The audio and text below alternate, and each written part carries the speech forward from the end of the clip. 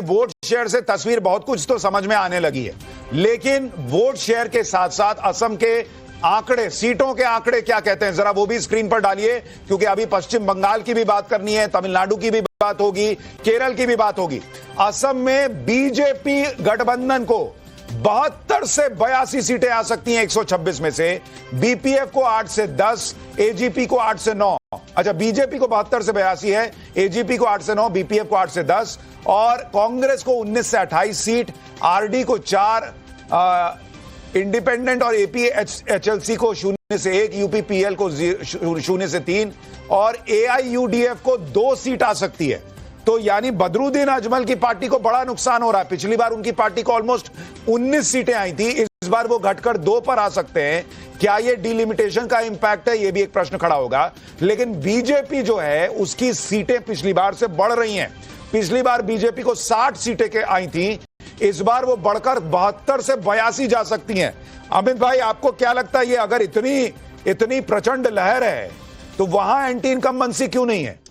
उसकी एक बड़ी वजह है, जब हेमंत बिश्व शर्मा से मेरी मुलाकात हुई तो मैंने उनसे पूछा कि आप एक तरफा चुनाव है तो फिर इतनी मेहनत क्यों कर रहे हैं, तो उनका कहना बहुत साफ था कि चेहरा जितना भी बड़ा हो जाए, अगर आप कोर इशू को नहीं देखेंगे तो आप चुनाव हार सकते हैं। और इसीलिए उन्होंने कहा कि तमाम सबसे बड़ा पॉपुलर लीडर मैं हूं, इसमें कोई दो राय नहीं है, लेकिन छोटे छोटे मसले जैसे कि टी गार्डन की जो महिलाएं हैं या यहाँ के जो मजदूर हैं उसके मसले हुए, या फिर जो आंगनबाड़ी से जुड़े छोटे छोटे मसलों को उन्होंने हैंडल किया, वहां तक पहुंचे, उसको बहुत अच्छे से चीजों को किया। आप देखिए जुबिन गर्ग की जो मौत हुई, इसके बाद जो मामला उनके खिलाफ बिगड़ा था उसको बहुत ढंग से उन्होंने टैकल किया। जेनजी की जो नाराजगी सामने आई थी उसको बड़े तरीके से उन्होंने हैंडल किया।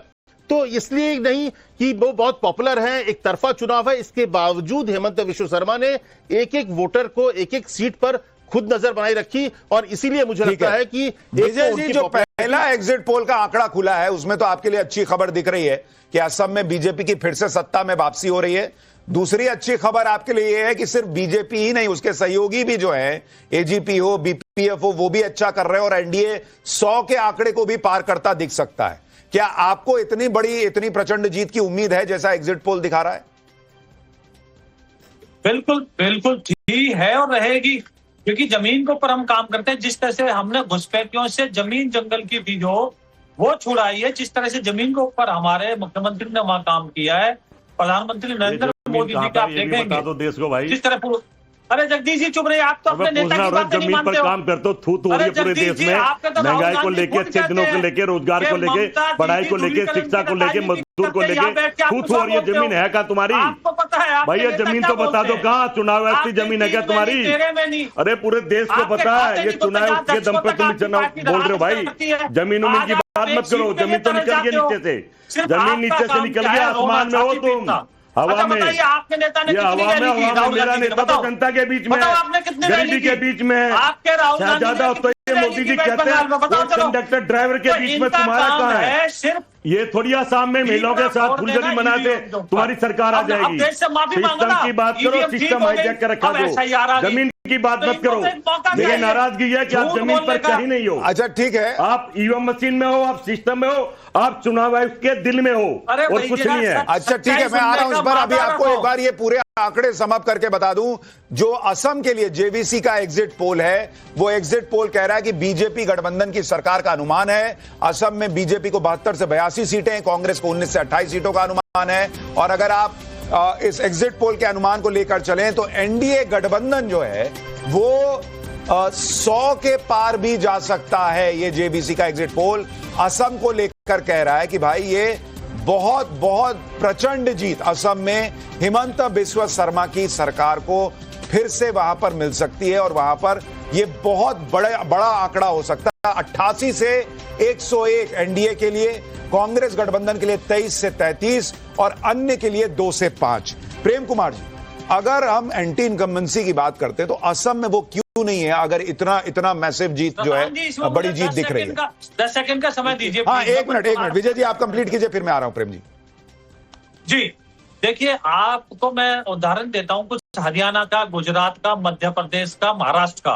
हमारी हरियाणा में पिछली बार 40 सीटें थी, अब बढ़ के हमारी 48 होगी। हम थोड़े फिसल गए थे। गुजरात में एक टाइम में हमारी 99 सीटें आई थी, फिर बढ़ के हमारी 150 से ज्यादा सीटें होगी। मध्य प्रदेश में हम 4-5 सीट कम रह गए थे। बहुमत से, तो हम अपनी कमी दूर कर लेते 5 साल के अंदर।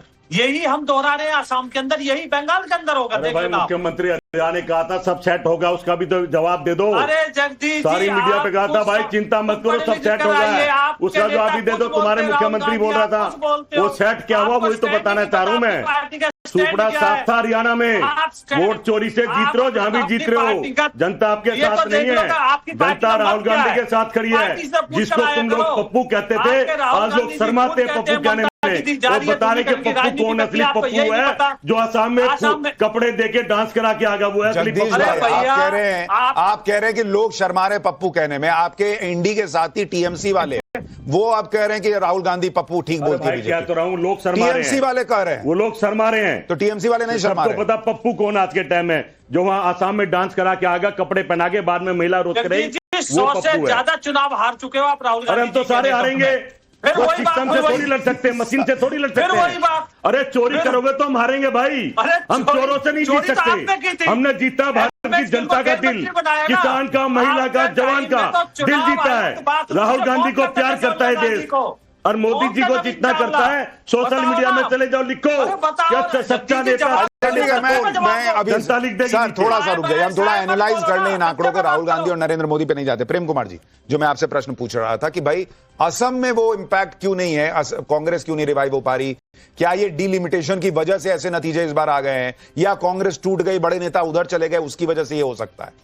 देखिए, एक तो निश्चित रूप से डिलिमिटेशन फैक्टर है, दूसरा है कि कांग्रेस पहले से बेहतर कर रही है, बेहतर करेगी, और ऐसा नहीं कि एक तरफा 100 के आसपास एनडीए लेके आएगी, और कांग्रेस का बेहतर होगा। और तीसरी बात है कि संसाधनों के मामले में या पोचिंग के मामले में कांग्रेस विक्टिमाइज रही है बीजेपी की ओर से, तो वो भी एक फैक्टर है। और इसके अलावा जो सिस्टम का फेवर है वो सारा भी बीजेपी के पक्ष में जाता है। तो यहाँ वाइटल है, मैं कह रहा हूं कि 5% से ज्यादा वोट का फर्क नहीं होगा, और उसी हिसाब से सीटें भी होंगी। कांग्रेस 40 से कम सीटें नहीं लाएगी, ये मैं कह रहा हूं। अवधेश जी, मेरा एक प्रश्न है। बार बार ये कहा जाता है कि कांग्रेस पहले से बेहतर कर रही है।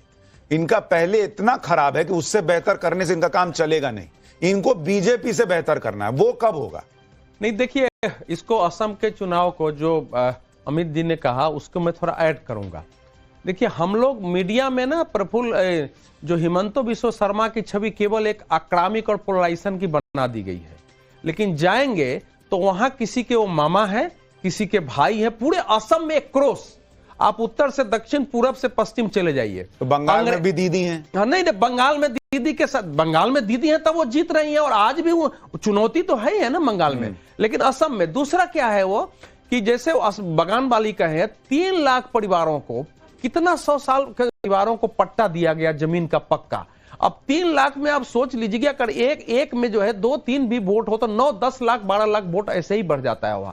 तीसरा ये हुआ है कि वहां जो तरुण गोगोई है ना, तो अहोम समुदाय में तो उनका एक आकर्षण था, लेकिन एक क्रॉस चारों ओर उनका आकर्षण उस रूप में नहीं था। अच्छा, वहां का जो मुसलमान, लेकिन उसमें एक कहानी ये भी चल रही है कि डिलिमिटेशन करके मुस्लिम वोट को सीमित कर दिया। ध्यान से सुनिए ना, देखिए वहां 35 से 40 लाख असमिया मूल के मुसलमान हैं, लेकिन 1 करोड़ मुसलमान जो बांग्ला भाषी हैं उसमें बहुत ज्यादा संदेह है। 1971 में इंदिरा गांधी के सरकार ने जो परिसीमन करवाया था, उसमें जानबूझकर उन सीटों को ऐसे बनाया गया था कि जैसे चाहे उसको जिता लें, तो केवल उसमें उसको ठीक किया गया है। और उसमें बहुत सारे सीटें जो हैं वो वहां से आदिवासियों का हक छीना गया था, वहां के मूल निवासियों का हक छीना गया था। तो अब उसमें से कई सीटें आरक्षित कर दी गई है। ये नहीं है कि हमने करवा लिया है, उस समय भी आवाज उठी थी, और उन्हें उसके जो बड़ी लड़ाई थी वहां, वो लड़ाई में एक पार्ट था वो कि मुसलमानों को इस ढंग से सीटें दे दी गई हैं कि वो जीत सकते हैं, घुसपैठिए जिताते हैं। उसके लिए लड़ाई हुई है, लोग गोलियां खाया है। तो ये पृष्ठभूमि अगर हम नहीं ध्यान रखेंगे तो मानेंगे कि अपने हिसाब से परिसीमन करा लिया, क्योंकि जो इसका जवाब तो करा लिया तो वो नहीं चलेगा। सदन में दिया था कि एक सीट 26 लाख की होगी, एक सीट 8 लाख की होगी। ये कैसा परिसीमन है? ये ऐसा नहीं है जैसा अवधेश कुमार जी सीधे फ्लैट बोल रहे हैं। अब उसका जवाब दिया है गौरव गोगोई। विजय जी, आप लोगों ने परिसीमन करके खेला किया है क्या? नहीं,